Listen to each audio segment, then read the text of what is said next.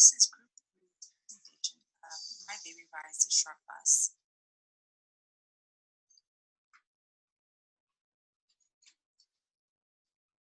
Baby Rides the Short Bus, the unabashedly human experience of raising kids with disability, edited by Yanka Kelly, copyright 2009.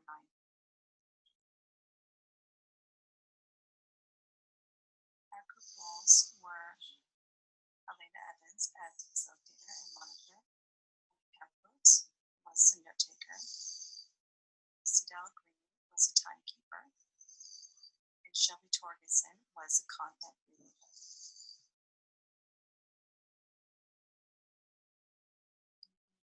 Chapter 5 and 6 of My Baby Rides the Short Bus is about the balancing act that parents have to attempt to keep their families together and all that they confront in doing so, as well as the long-term resources that parents may need for their child with a disability as they age into adulthood.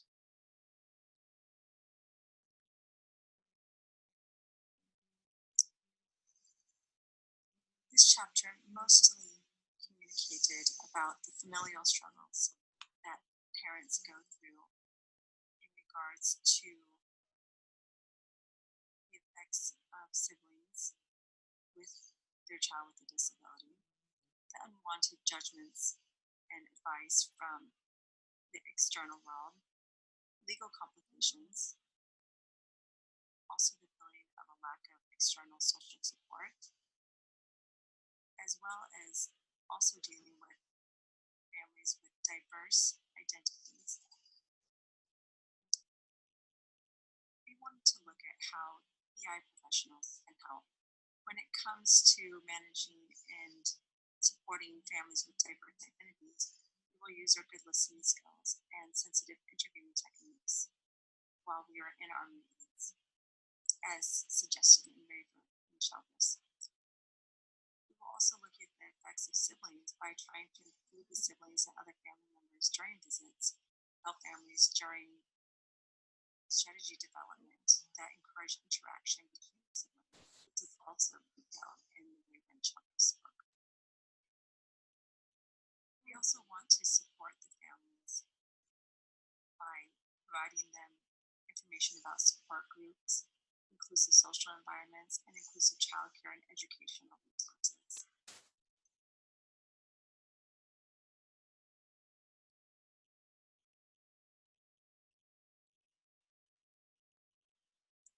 I was responsible for two stories in chapter 5. One was called Our Closet by Diana Robinson. Diana was the mother of a 3.5-year-old daughter named Olivia, who was born premature with periventicular and leukomalacia. At that point, she was told that her daughter may never be able to walk or talk. As she developed, she did have juvenile hypertonia, developmental aids, and sensory processing dysfunction. However, Diana would point out that her daughter would often pass as a typical developing child, and that she was very highly communicative and had a great sense of humor. Some of the issues that Diana was most concerned about was privacy and anonymity for her daughter. She wanted her daughter to be able to explain when she gets older what part of her disability, or even if she wanted to explain that she did have a disability to the public world. Diana Robinson herself was a very diverse person who had multiple identities, meaning that she was in the LGBTQ community, she was Jewish, which were both very important aspects of her personality in her life. However, she did not want to be considered necessarily a parent of a child with a diagnosis. So she wanted to ensure that her child was the person who would communicate about that in her future life, and not for the mother to be able to have that authority to be able to share that experience. My second story was about Amber Taylor and her son Braid. Amber and Bee were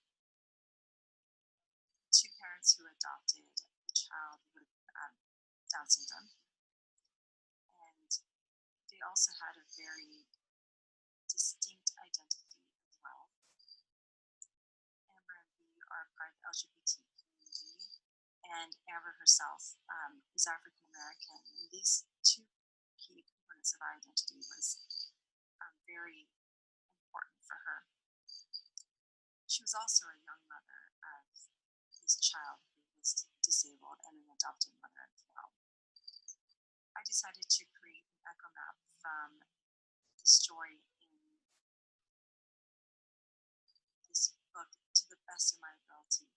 Amber was able to provide a lot of information about her own self and what were her strong connections, as well as all of the supporting external systems for her son, Brave.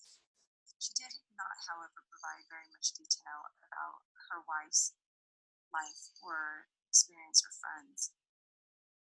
What we did find is that her child, already at that point, who was 30 months, had a great deal of professionals who were in her life.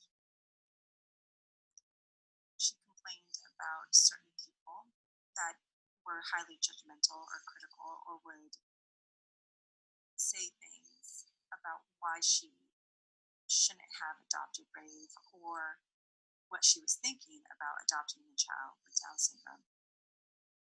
And that phrase, "because he's retarded ass," was what she would use in order to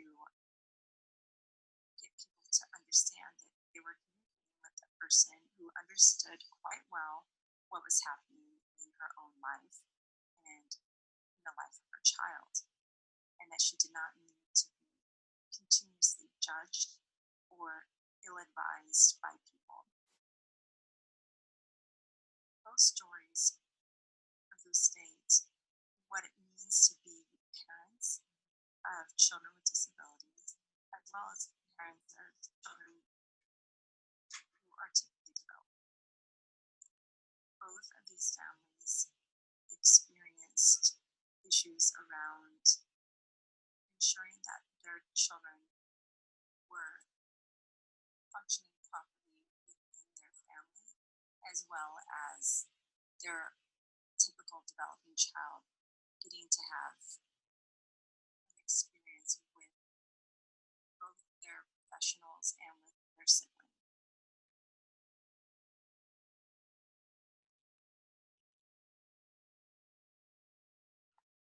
Making connections. How is family-guided early intervention useful for families who have children with disabilities? Family-guided early intervention is exactly what it sounds like, family-guided.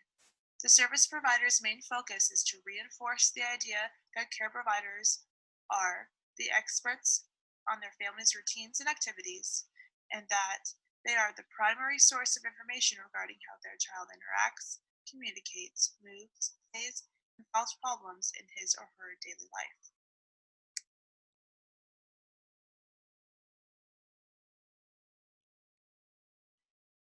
How family-guided early intervention benefits the family. Service providers collaborate with parents and care providers and work on a family-centered approach. In both the stories in We Survive and Thanksgiving, the mothers mention how family members, friends, and professionals would offer suggestions on how to better their child's situation. The mothers mention the frustration of this and how they felt unheard. In family-guided early intervention, families are provided with the opportunity to share what best works for their child, as well as collaborate with a service provider in creating a plan and an intervention framework that works for both them and their family and their child. Family-guided early intervention is a relationship-based practice. In many of the stories in Chapter 5, the mothers mention how they felt judged by professionals and that they were looked at as being crazy by friends and family members. Mothers often felt like the way that they were handling their child's disability as well as other family functions, that other people would look at that and would would disagree with how the mother and potentially the father was handling the situation, and then would offer suggestions on how to better their situation. In family guided early intervention, instead of making suggestions and offering advice, service providers are interested in nurturing a relationship with the family, understanding the family's goals and what the goals for their child are. And they're interested in giving support to that family to help them get to the targets that they have already created. So this means that service providers are not judgmental and that they are respectful of every kind of lifestyle, and that they're actually trained to be able to communicate in such a way that makes families feel supported as well as accepted.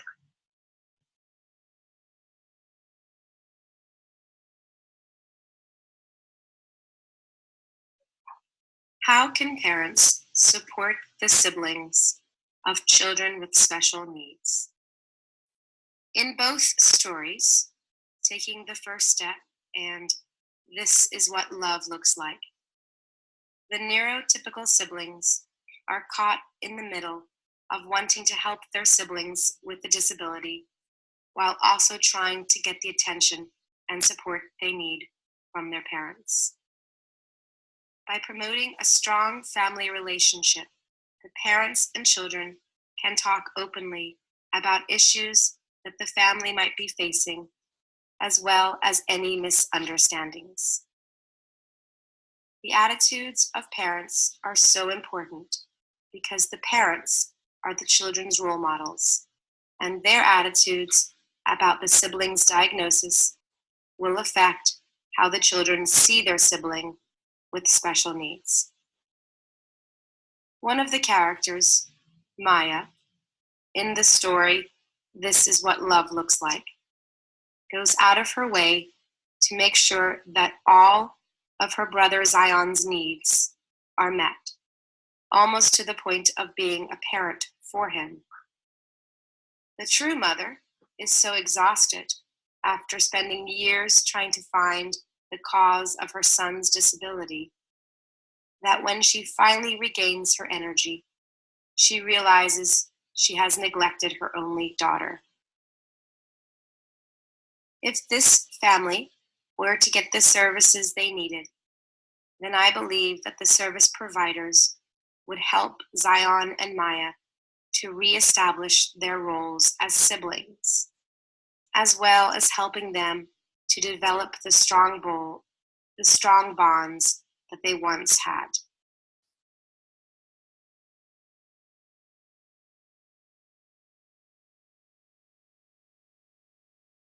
I had become narrow in my vision, my actions, and my thoughts. I needed to accept our new reality and move forward. No amount of self-pity was going to change it. I had to let go.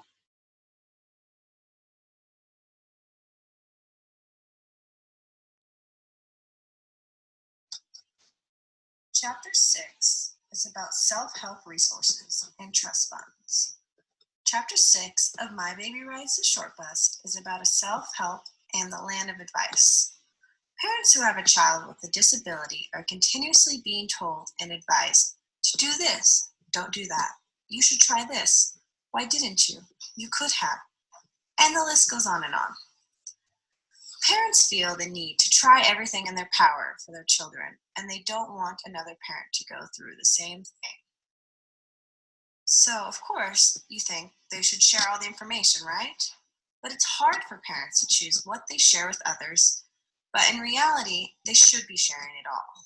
Chances are, if you're struggling, so is someone else. So what's really important is here that we are sharing our stories, that everyone is sharing and exchanging stories, because we know not all children are the same. No two children are the same, especially a child with a disability.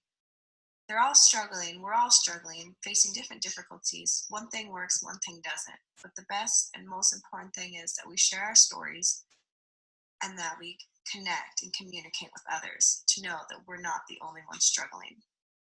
The second part is about a special needs trust. A special needs trusts are implemented to provide money to your child once they reach adulthood. Because as we know, something could always happen to us at any moment, and your child isn't left with nothing, especially a child with special needs, because most of the time they are unable to provide and support themselves 100% once they reach adulthood.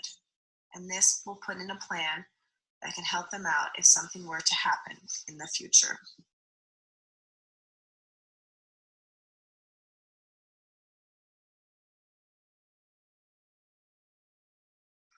Chapter 6 is about a user's guide to self-help literature.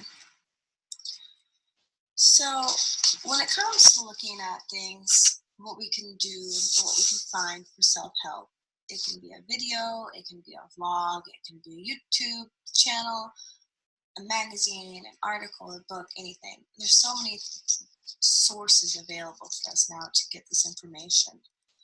And what's really stressed in this chapter is find out who this expert is when you're referencing a source.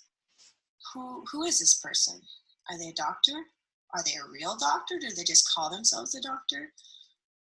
Are they really, a person who graduated with a PhD or whatever, or got their credentials from a well-known university, or did they just plop that on their page? Check it out. See who they are. Is it peer-reviewed?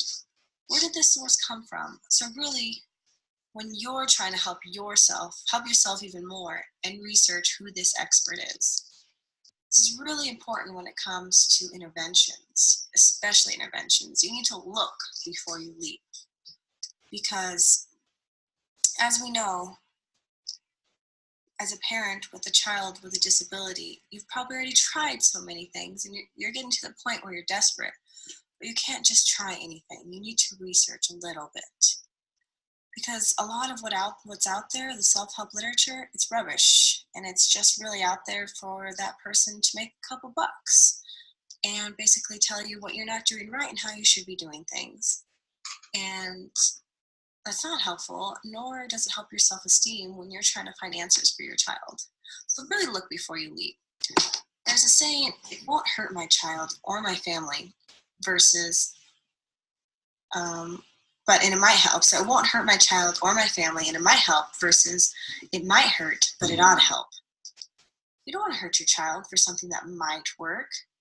If it doesn't hurt your child and it works and it might work, that's great. But putting your child or your family through some kind of pain, whether it be physical, mentally, psychologically, whatever, it's just try and make the right choice. If it's going to hurt your child, don't do it.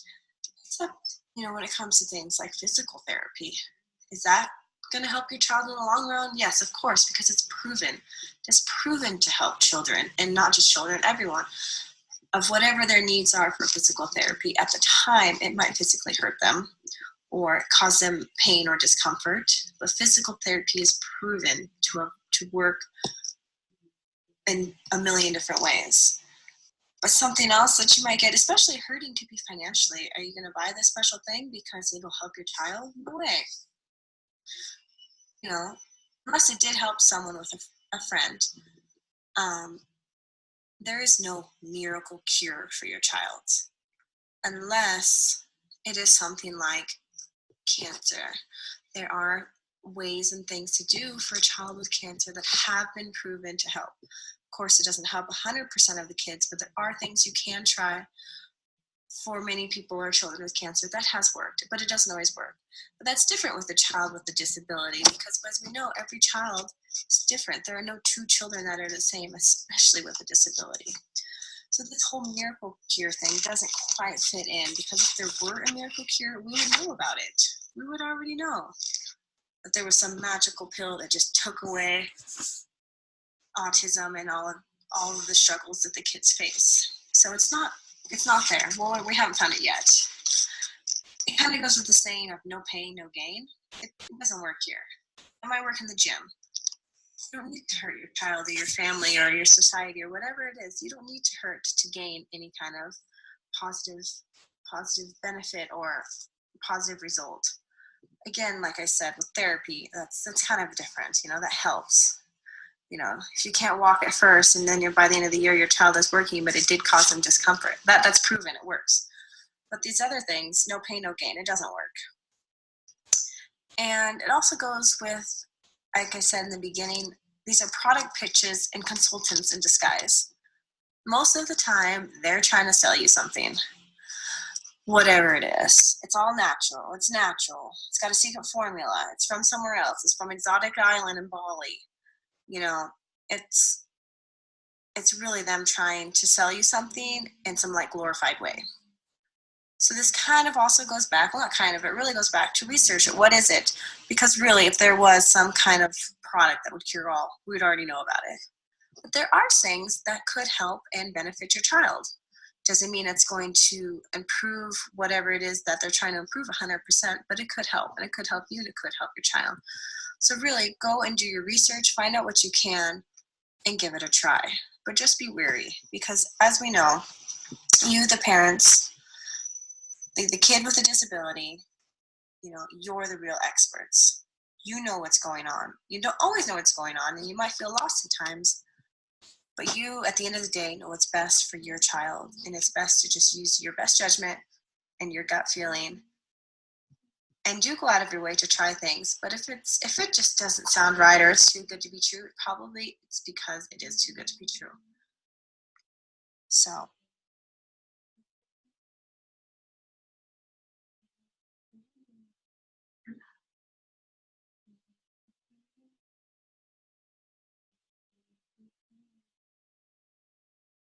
Special Needs Trust. The Special Needs Trust is something that you can get started on now that will benefit and help your child with a disability in the future. Because as we know, anything can happen at any time. We don't know what's going to happen in the future, and it's best to be prepared, especially for a child with special needs, because once they reach adulthood, most of the time, they are unable to 100% care and take care of themselves and work and support themselves. So the best thing you can do is prep for their future. Future planning for kids with special needs can be overwhelming, but by creating a special needs trust, the child may use this money once they reach adulthood.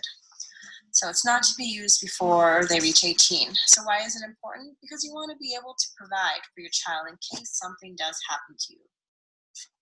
It's horrible to think about, but the best thing you can do is be prepared for your child.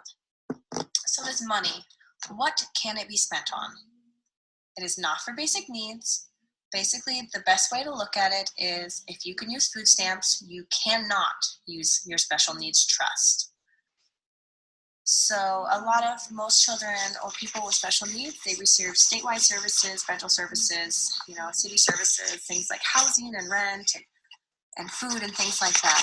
So this is not to be used on that. This is things that you could, go get a car, go on a trip, fly on an airplane, things like that. Things that you're not getting access to through statewide services. So there's also a bunch of legal jargon, wills, and all that kind of stuff that goes with it. But there is no maximum amount that you can put into a special needs trust. It's actually advised to put everything you have or what you want into a special needs trust all into your special needs trust, and instead of leaving it in different places. It's best to put it all in there into one and not have 5 or 6 different places where your child can have access to money. So you will probably need lawyers or things like that to help you out, but there are free resources online. There's people you can talk to. There's books you can read. Other family members aren't to be involved, but if they set up their own kind of fund, what's best is to consolidate everything. Consolidate all the special needs trusts into one. That way the child, if you were to have to dip into it and use it, it's all in one spot. It's not scattered around. It's not in different places. This child has the access to get it in one single spot. And there's no legal barriers or anything like that. So the best thing you can do is to put it all in one spot, get it going, and talk to other family members about what's going on. Unless you choose to keep it private, that's also okay. But let your child know. If they're unable to comprehend it, make sure that you have someone that you trust also in the process of what's going on with that. That way, if something were to happen to you, that resource is there.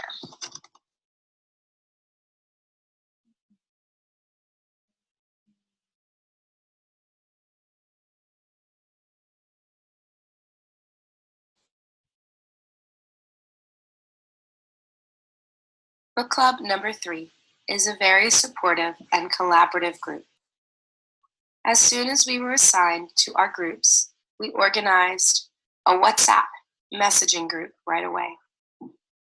From that day forward, this group has been in constant contact, posing questions, answering questions, and planning the content for the slideshow. The group has gotten along fantastically and have been supporting each other throughout the entire class.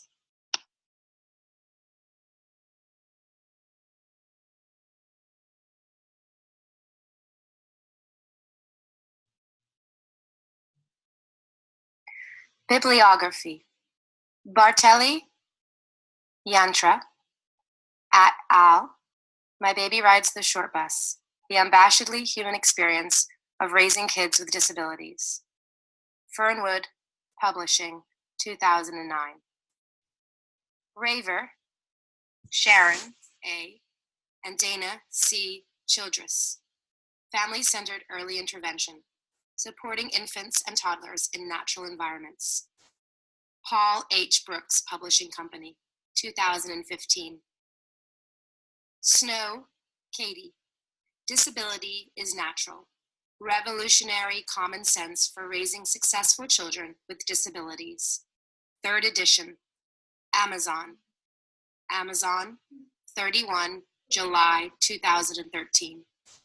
www.amazon.com/disability Natural Revolutionary Successful Disabilities -DP-0970636697.